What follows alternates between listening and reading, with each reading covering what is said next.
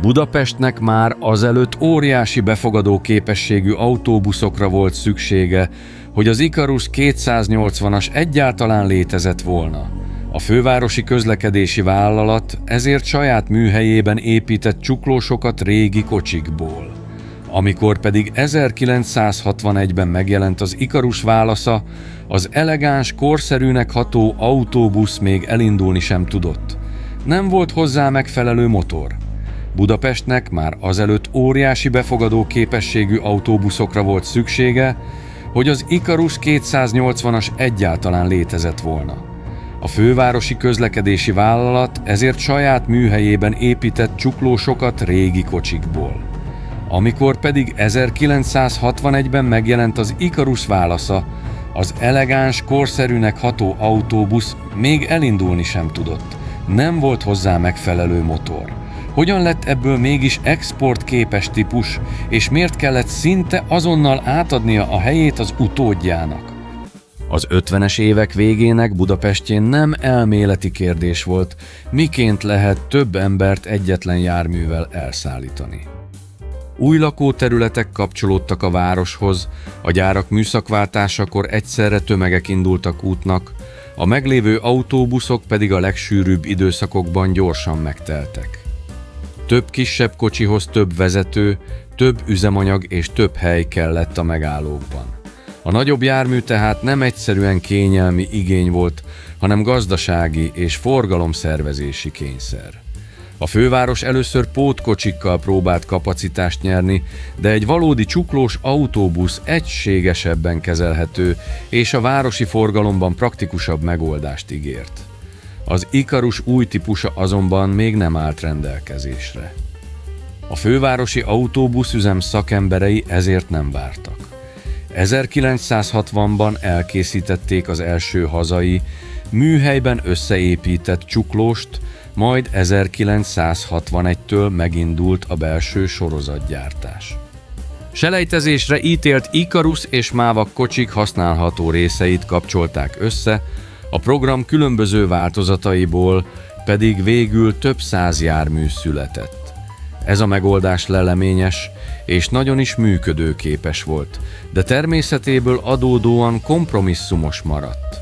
Használt szerkezetekből közlekedési vállalati műhelyben készült, miközben a fővárosnak hosszú távon egységesen gyártható, kiszámíthatóan javítható új autóbuszokra volt szüksége.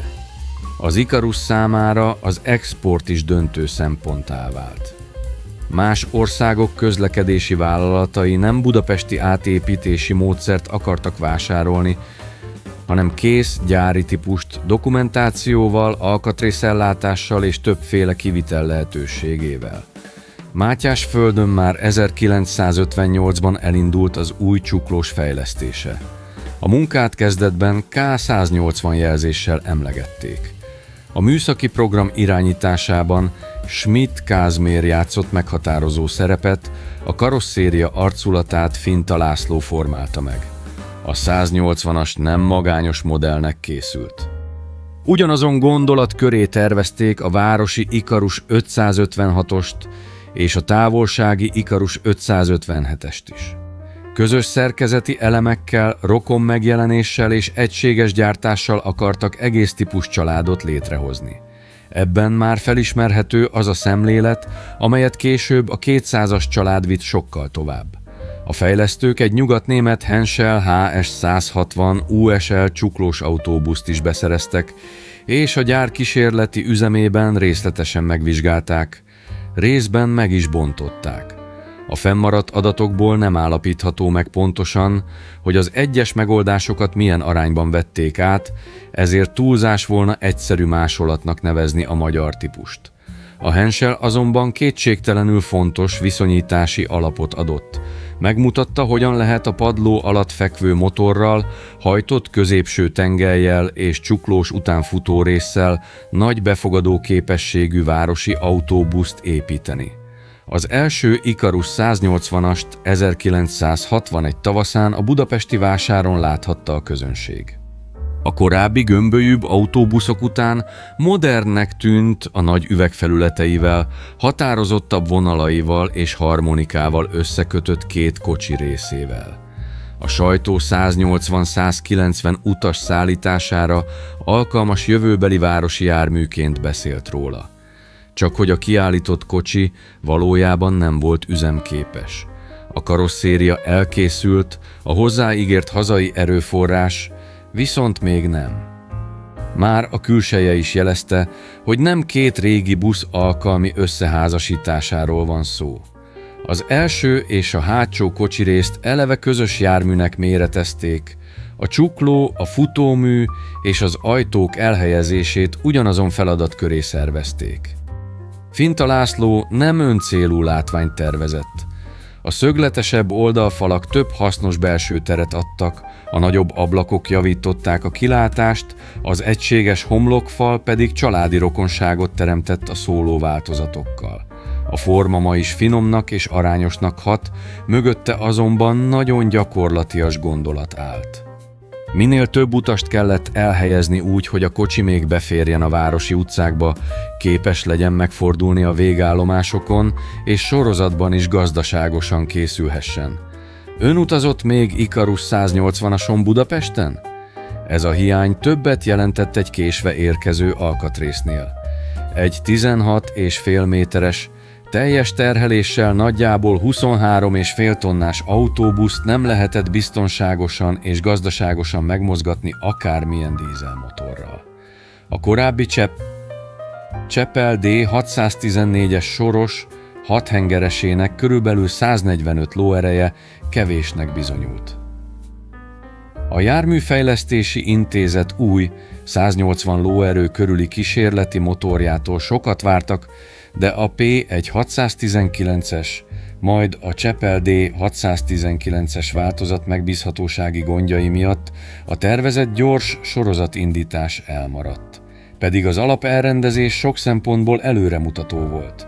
A fekvő motort az első és a középső tengely közé, a padló alá építették. Így nem foglalt el külön motorteret sem az orban, sem a hátsó peronon, a tömeg pedig kedvezőbben oszlott el a jármű elején. A középső tengely kapta a hajtást, a hátsó kocsirész utolsó tengelyének kormányzása pedig segített abban, hogy a hosszú test követni tudja az első részt a kanyarban. Ettől a busz még nem vált kicsivé. A vezetőnek pontosan kellett számolnia az utánfutó mozgásával és a karosszéria hátsó kilengésével. A karosszéria sajtolt, önhordó, létra, fenékvázra épült olyan megoldással, amelyet az Ikarus sem előtte, sem később nem használt ugyanilyen formában. A rugózás laprugót és légrugót egyaránt alkalmazott.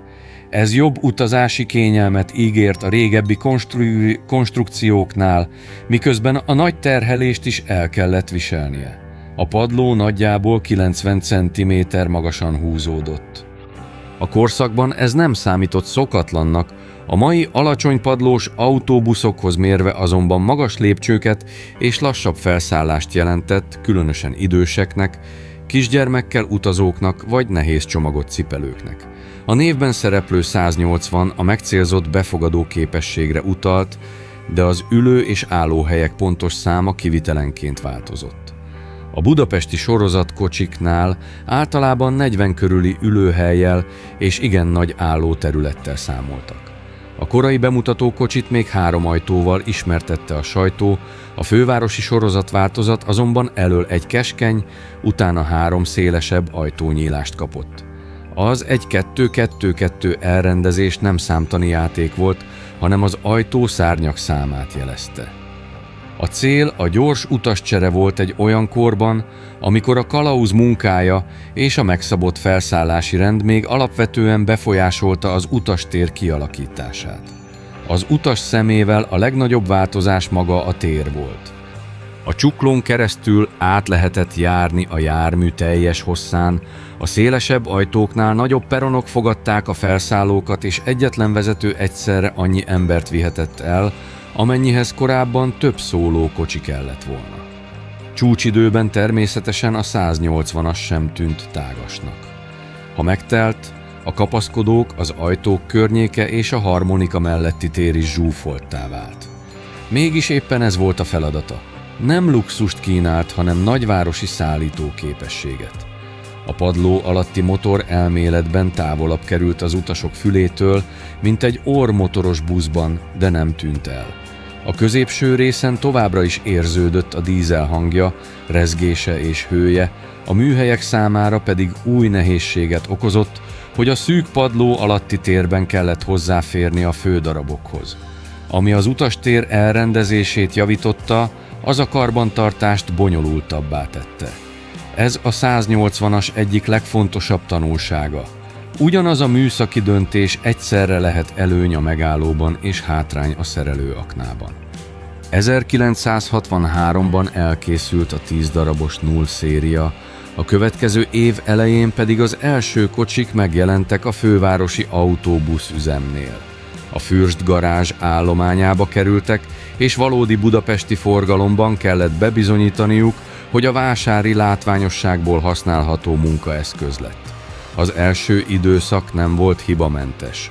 A fennmaradt üzemi adatok légrugó hibákról, valamint megsüllyedő vagy a rögzítésénél károsodó hátsó ajtókról is beszámolnak.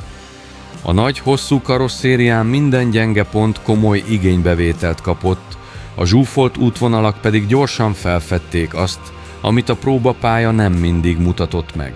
Ezek a hibák nem jelentették azt, hogy az egész konstrukció használhatatlan lett volna. Éppen ezért kellett a 0 széria. A közlekedési vállalat napi tapasztalatot adott vissza a gyárnak, a gyár pedig módosíthatta azokat a részleteket, amelyek a sok megállás, az állandó ajtóhasználat és a teljes terhelés mellett gyengének bizonyultak. A 180-as történetében a főváros így nem csupán vevő volt, hanem kemény vizsgapálya is. Minden munkanap újabb terhelési próba lett. Kátyuk, szűk fordulók, zsúfolt megállók, eltérő vezetési stílusok és gyors egymás utánban következő indulások mutatták meg, miből lehet tartós sorozatkocsi. A korai kocsik hajtása sem volt egységes. A hazai motor körüli bizonytalanság miatt Mann, Saurer és Leyland erőforrásokkal is folytak kísérletek. Készült Leyland motoros, Wilson váltós példány is, amely rövid budapesti próbaüzem után Pécsre került, majd később különleges hotelbusszá alakították. Ez érdekes mellékszál, de egyben pontos képet ad a helyzetről. A gyárnak volt kész karosszériája és volt piaci igénye, csak a nagy sorozathoz szükséges egységes, megbízható motor hiányzott. Az áttörést a Rába és a Mann együttműködése hozta meg. 1968-tól a győri gyártású Rába Mann D2156 HMH6U fekvő, soros 6 hengeres dízel került a 180-asokba. A mintegy 10,1 literes motor 141 kW-ot, vagyis körülbelül 192 lóerőt adott le. Ez nem változtatta fürge járművé, a teljesen megrakott csuklóst, de végre olyan teljesítményt és gyárthatóságot kínált, amelyre valódi sorozatot lehetett építeni. Az új motor értéke nem pusztán a 12 lóerő körüli többletben rejlett. A győri licencgyártás kiszámíthatóbb ellátást, egységesebb fődarabokat és javíthatóbb flottát ígért, vagyis azt, ami egy több száz kocsit üzemeltető vállalatnál legalább olyan fontos, mint a katalógus szerinti csúcsteljesítmény. A közvetlen befecskendezésű dízelterhelés alatt sem dolgozott hangtalanul, és alacsony fordulaton, nagy gáznál erősen kormolhatott. Mégis ez tette lehetővé, hogy a 180-as végre ne különféle kísérleti hajtások gyűjtőhelye, hanem egységesen rendelhető autóbusz legyen. Városi üzemben nem a végsebesség volt a lényeg. A busznak újra és újra el kellett indulnia nagy terheléssel, fel kellett vennie a forgalom ritmusát, majd biztonságosan megállnia. A vezetőnek a hosszú kézi sebességváltókarral, a nagy tömeggel és a csuklós test késleltetett reakcióival kellett együtt dolgoznia. A szervokormány könnyített a feladaton, de a 180-as vezetése így is több előrelátást kívánt, mint egy szóló buszé. Hirtelen mozdulatok helyett nyugodt ívek, korai fékezés és pontos megállóba állás kellett. Az utastér hangulatát ma már főként fényképek, filmfelvételek és személyes emlékek őrzik. A budapesti kékes ezüstfényezés, a nagykormány, a kalauzhelye, az ablakok fölötti szellőzők és a harmonika mozgása sokak számára összetéveszthetetlen. Télen a sűrűn nyíló ajtók miatt nehéz volt egyenletes meleget tartani, nyáron pedig a nagy üvegfelületek és a zsúfoltság próbára tette az utasokat. Ezek nem kizárólag a 180-as hibái voltak, hanem a korszak szinte minden nagyvárosi autóbuszának mindennapi korlátai. A légrugózás a rosszabb útfelületen kellemesebb mozgást adhatott a régi, merevebb kocsikénál, a csukló környékén azonban másképp lehetett érezni a karosszéria mozdulatait. Elől ülve a vezető munkája és a motor hangja határozta meg az élményt, hátul pedig az utánfutó rész sajátos ringása. A 180-as nem volt csendes szalon, és nem is annak készült. Erőssége a befogadó képesség, a jó térkihasználás, és az volt, hogy a házi csuklósok tapasztalatát ipari méretű új járművé tudta formálni. 1968 különösen fontos választóvonal lett. Ekkor alakult meg a Budapesti Közlekedési Vállalat, amelybe a fővárosi autóbuszüzem is beolvadt, és ugyanekkor vált megoldottabbá a 180-as motor kérdése. A kiforrottabb Brabaman motoros kocsikból már jóval nagyobb mennyiség érkezett. 1964 és 1972 között 400-nál több 180-ast szállítottak a fővárosnak. Vidéken csak kevés futott belőle, ezért Magyarországon elsősorban budapesti típusként maradt meg az emlékezetben. Ennek gyakorlati oka is volt. A 180-as alapvetően sűrű megállókra, sok álló utasra és nagyvárosi csúcsforgalomra készült. A helyközi közlekedésben fontosabb lett volna a több ülőhely, a csomagok elhelyezése és a hosszabb úton elfogadható kényelem. A MÁVA út ezért nem rendszeresítette nagy sorozatban. Akadtak különleges vagy exportból visszamaradt példányok, amelyek vidéki vállalatokhoz kerültek, de ezek nem változtatták meg a típus főszerepét. A 180-as igazi munkaterülete a nagyváros maradt, ahol egyetlen indulással a lehető legtöbb embert kellett elszállítania, majd néhány perc múlva újra megtelnie. Ezzel párhuzamosan külföldön sokkal nagyobb történet bontakozott ki. A teljes gyártásról fennmaradt összesítések körülbelül 7802 példányt említenek, miközben belföldön nagyjából 520 maradt. A legtöbb, több mint 5000 kocsi a Szovjetunióba került, az egykori Német Demokratikus Köztársaság pedig 1000-nél is többet vásárolt. Szállítottak 180-asokat Romániába, Bulgáriába, Lengyelországba, Mongóliába, Irakba, Tunéziába és Egyiptomba is. Egyiptom számára több hullámban körülbelül 320 készült. Az export nem egyetlen, változatlan kivitel ismétlését jelentette. A megrendelők eltérő ajtóelrendezést, több ülőhelyet vagy más motorváltozatot kérhettek. A kelet-német piacra például kétajtós, nagyobb ülőhely kapacitású kivitelek is készültek, míg a sűrű városi üzem másút széles ajtókat és több állóhelyet követelt. A MAN licenc motor gyártásának teljes felfutása előtt egyes szériák eredeti nyugatnémet MAN erőforrást kaptak. Ezért félrevezető volna minden Ikarus 180-ashoz ugyanazt az utasteret, ajtószámot vagy hajtásláncot társítani. Az eltérő piacok, az autóbuszt egészen más körülmények közé vitték. A német városok fegyelmezettebb megállói, a szovjet nagyvárosok kemény telei, az észak-afrikai hőség és por nem ugyanazt kívánta a hűtéstől, a fűtéstől, az ajtóktól vagy az ülésrendtől. Nem minden változat bizonyult egyformán sikeresnek, és a korabeli külkereskedelem politikai megállapodásai is segítették a nagy megrendeléseket. A puszta darabszám mégsem magyarázható csak politikával. Egy hosszú éveken át munkába fogott városi busznak naponta el kellett vinnie az utasokat, a javítóműhelyeknek pedig életben kellett tartaniuk. A 180-as exportja ezért valós ipari teljesítmény volt, még akkor is, ha a piac nem a mai verseny szabályai szerint működött. A típus ipari jelentőségét jól mutatja, hogy 1971-ben a gyár 50 000. autóbusza éppen egy Ikarus 180-as lett, amely szovjet exportra készült. Ez már nem egy sikertelen kísérlet képe. Mire végre megkapta a megfelelő motort, a 180-as nagy sorozatban gyártható és külföldön keresett termékké vált. Itt válik igazán érdekessé a történet. A rövid pályafutást nem az okozta, hogy senkinek sem kellett a busz. Éppen ellenkezőleg. A legjobb éveiben már egy újabb Ikarus generáció készült leváltani. A 200-as család fejlesztése a 60-as évek második felében felgyorsult. Finta László új formavilága egyszerűbb, síkabb külső felületeket, nagy ablakokat és olyan moduláris szerkezetet hozott, amelyből városi, elővárosi és távolsági változatok egész sora készülhetett. Az Ikarus 250-es már 1967-ben bemutatkozott, a városi szóló 260-as és a csuklós 280-as budapesti prototípusait pedig 1971. decemberében adták át próbára a BKV-nak. A 280-as nem a semmiből érkezett, megőrizte a városi csuklós alapvető, jól bevált logikáját. A fekvőmotor a kocsi első részének padlója alatt dolgozott, és a középső tengelyt hajtotta.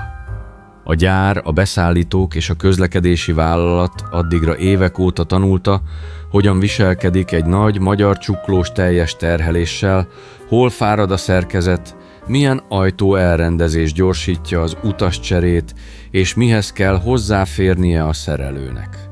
A 180-as tehát nem csak előd volt a fényképeken, hanem valós üzemi tapasztalatok hordozója. Az utód mégis könnyebben illeszkedett a gyár jövőjéhez. A 200-as család sokkal szélesebb körű alkatrész egységesítést tett lehetővé. Egyszerűbben alakítható volt a különböző piacok igényeihez, és külső megjelenésében is egyértelműen a következő évtizedet képviselte. Amikor 1973 nyarán megérkeztek Budapestre az első sorozatgyártású Ikarus 280-asok, már nem volt értelme két hasonló feladatú csuklós generációt párhuzamosan nagy mennyiségben fenntartani. Ez magyarázza a 180-as gyártási évei körüli látszólagos ellentmondást is. A prototípus és a null széria már a 60-as évek elején elkészült. A szoros értelemben vett sorozatgyártás több gyári összesítés 1966 és 1973 közé teszi, míg más nyilvántartások a korai és későn befejezett kocsikkal hosszabb időszakot adnak meg. A lényeg változatlan. A valódi tömeggyártás csak a motor probléma rendezése után futott fel, és alig néhány évvel később már át kellett állni a 200-as családra. A 70-es évek második felében állománya gyorsan fogyott. A korai kocsik öregedtek, az alkatrészellátást és a javítást pedig egyre kevésbé érte meg külön fenntartani, amikor a BKV nagy számban kapta az egységesebb utódokat. A 280-as kényelmesebb munkakörnyezetet, korszerűbb szerkezetet és hosszabb távú típusbiztonságot kínált.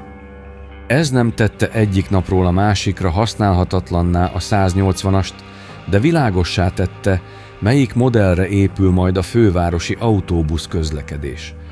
Az utolsó budapesti Ikarus 180-asokat 1980. januárjában vonták ki. A végső dátum január 20-a volt. A búcsú nem kapott olyan nyilvánosságot, amilyet ma egy történelmi típus utolsó menete valószínűleg kapna. A város figyelme már az új generációra irányult, és a régi csuklósok többségét szétbontották. 16 évvel az első 10 budapesti kocsi forgalomba állása után lezárult az az átmeneti korszak, amikor a házi építésű csuklósok, az Ikarus 180-as és a 280-as egymást váltva formálta át a főváros utcáit. Egyetlen hazai példány megmenekülése inkább szerencsés véletlen volt, mint tudatosan végrehajtott típusmentés. az 1970-ben gyártott egykor GA 9600 rendszámot viselő kocsi a Fürst garázshoz tartozott. Selejtezése után nem vágták szét, hanem a Kommunista Ifjúsági Szövetség mozgó lőpavilonjává alakították. E különös második élet nélkül valószínűleg nem maradt volna olyan magyar 180-as, amelyet később eredeti szerepéhez közelítő állapotba lehetett visszahozni. 1990-ben a budapesti autóbuszközlekedés 75. évfordulójára a kőbányai autóbuszjavító főműhely felújította a járművet. Később újabb gondos munkák következtek, és 2012 végén sikeres hatósági vizsgát tett, ismét alkalmassá vált utasok szállítására. Nosztalgia a járatokon nem csupán álló kiállítási tárgyként lehetett látni, hanem mozgás közben is, hallani a fekvő hathengerest, figyelni a csukló munkáját, és megtapasztalni, milyen méretekkel kellett megbirkózniuk a korabeli vezetőknek. Ma az Ikarus 180-as jelentőségét könnyű a sokkal ismertebb 280-as árnyékában alábecsülni. Darabszáma messze elmaradt az utód több tízezres eredményétől, gyártása rövid volt, magyar vidéki jelenléte pedig csekély. Mégsem zsákutca. Megmutatta, hogy a magyar ipar képes saját sorozatban exportálható csuklós autóbuszt készíteni. Megoldásai, hibái és a fővárosi próbaüzem tapasztalatai nélkül a következő generáció fejlesztői kevesebbet tudtak volna arról, mit követel egy nagyváros egy ilyen járműtől. Ha érdeklik a magyar járműipar ilyen kevésbé ismert fordulópontjai, iratkozzon fel a kerekeken a Múlt csatornára, nyomjon egy lájkot és írja meg kommentben, melyik típusról készüljön a következő film. A 180-as végső mérlege ugyanis többet mond egyetlen autóbusz sorsánál. A 180-as őszinte mérlege ezért kettős.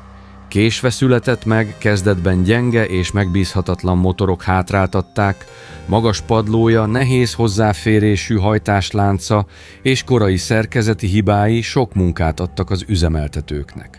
Ugyanakkor hatalmas utasteret, korszerűbb elrendezést és valódi ipari választ adott arra a problémára, amelyet Budapest addig saját műhelyeiben oldott meg. Amikor pedig a megfelelő motor végre rendelkezésre állt, rövid idő alatt ezres nagyságrendű éves termelés és komoly export bizonyította, hogy az alapgondolat helyes volt. Nem azért tűnt el gyorsan, mert megbukott, hanem mert egy átmeneti technikai nemzedék legsikeresebb pillanatában érkezett meg a nála tovább fejleszthető utód. Az Ikarus 280-as vitte világsikerre mindazt, amit a magyar gyár a nagy befogadó képességű csuklósokról addig megtanult. A 180-as pedig ott maradt mögötte, mint a hiányzó láncszem, a budapesti műhelyek leleményes átépítései és a 200-as család hosszú, sikeres nemzetközi korszaka között.